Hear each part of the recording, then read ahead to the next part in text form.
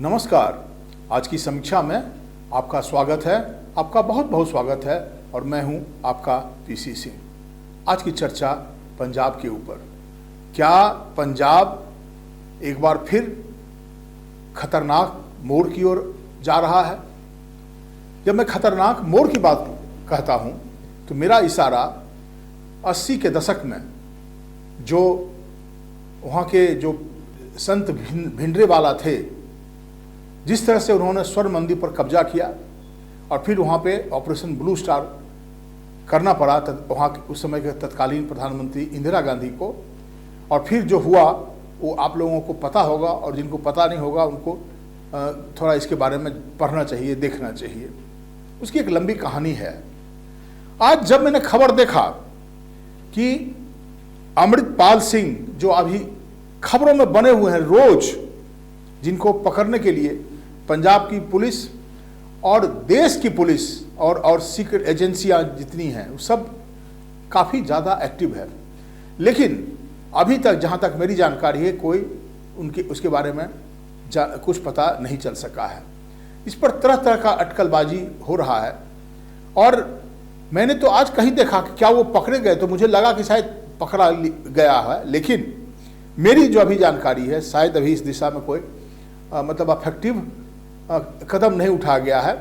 और इस पर लोग प्रश्न चिन्ह भी लगा रहे हैं कि पंजाब जहाँ पे आम आदमी पार्टी की सरकार है और श्री मान वहाँ के मुख्यमंत्री हैं, तो पंजाब की सरकार और देश की सरकार और जो इंटेलिजेंस एजेंसियां हैं जिसमें नेशनल सिक्योरिटी एजेंसी भी कहा जाता है, ये सब कर क्या रही हैं?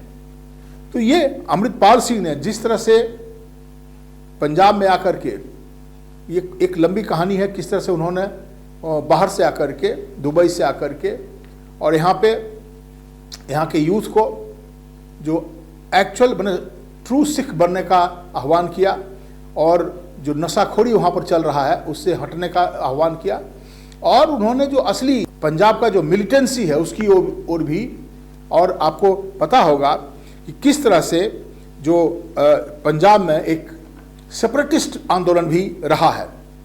तो वो जो सेपरेटिस्ट आंदोलन है ये बेसिकली इनके ऊपर एलिगेशन नहीं था कि वो खालिस्तानी आंदोलन का नारा दे रहे थे।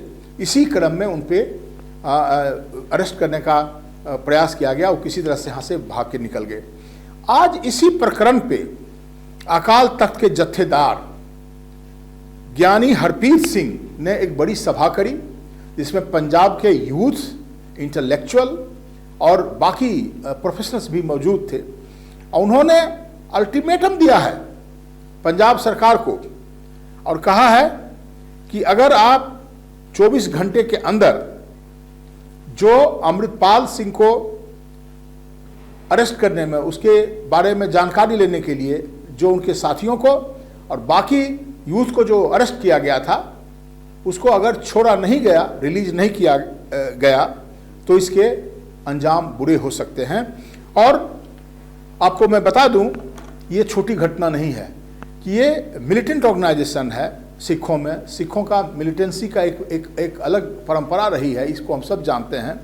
जिस प्रदेश ने भगत सिंह जैसे और लाला लाजपत राय जैसे लोगों को पैदा किया, तो ये तो पुरानी कहानी है। आर्मी से लेकर के सब जगह सिख मतलब फ्रंट इस पे रो में रहते हैं देश की सुरक्षा के लिए और इसके लिए। लेकिन ये जब इस तरह की घटना घटती है तो डर लगता है, संदेह, भय का भय इन द सेंस की फिजिकल वायलेंस की बात मैं नहीं कर रहा हूँ, डर की बात नहीं कर रहा हूँ।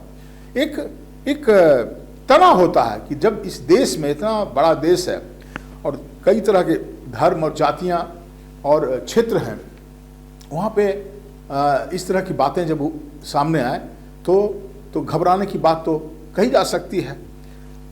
ये जो घटना घटी, अकाल तख्त के जत्थेदार यानी हरप्रीत सिंह ने जो ये थ्रेट किया है कि अगर इन लोगों को रिलीज नहीं किया गया तो इसका अंजाम बुरा हो सकता है, और बोले इसको करने के लिए मैं बाहर में जाकर के भी लोगों को कहूँगा और देश के बाहर भी जाकर के इस मुद्दे को उठाऊँगा। और उन्होंने कहा कि जिनको आप अकाली मैंने जो लोग ये लोग जो हैं जो सेपरेटिस्ट आंदोलन के समर्थक जिनको आप कह रहे हैं, तो बोले आपके देश में तो हिंदू राष्ट्रवाद का भी नारा चल रहा है तो जो लोग हिंदू राष्ट्रवाद की मांग कर रहे हैं, आपको उनको भी अरेस्ट करना चाहिए एनएसए के अधीन। आप सिर्फ खालिस्तानियों के ऊपर क्यों प्रश्न चिन्ह लगा रहे हैं? तो कहने का मतलब ये कि जिस तरह से वो खालिस्तानी पर जो सरकार का जो सेपरेटिस्ट ऑर्गेनाइजेशन है, जो हमेशा एक अलग देश का मांग करते रहा शुरू से ही, तो इस क्रम में जब मैंने देखा तो मुझे अचानक वो पूरा का पूरा पूरी की पूरी कहानी जो संत भिंडरेवाला जिनको कहा जाता है, वो उसकी कहानी पूरी की पूरी याद आ गई। आपको मैं बता दूं, अगर आप पढ़ेंगे तो आपको पता चलेगा पुराने इतिहास को। तो उस ज़माने में ये कहा जाता था, और मैं अभी सर्च भी किया, ये जो भिंडरेवाला थे उस ज़माने में यूथ थे और अकाली दल में ही हुआ करते थे एक ज़माने में। और उस ज़माने के प्रधानमंत्री इंदिरा गांधी ने इन लोगों को, जो यूथ थे और मिलिटेंट थे जिनका प्रभाव बढ़ रहा था, वो अपने अकालियों से राजनीति के कलम में कि कांग्रेस की सरकार वहाँ बनाए, इन्होंने पहले भिंडरेवाले को काफ़ी एनकरेज किया, बढ़ावा दिया।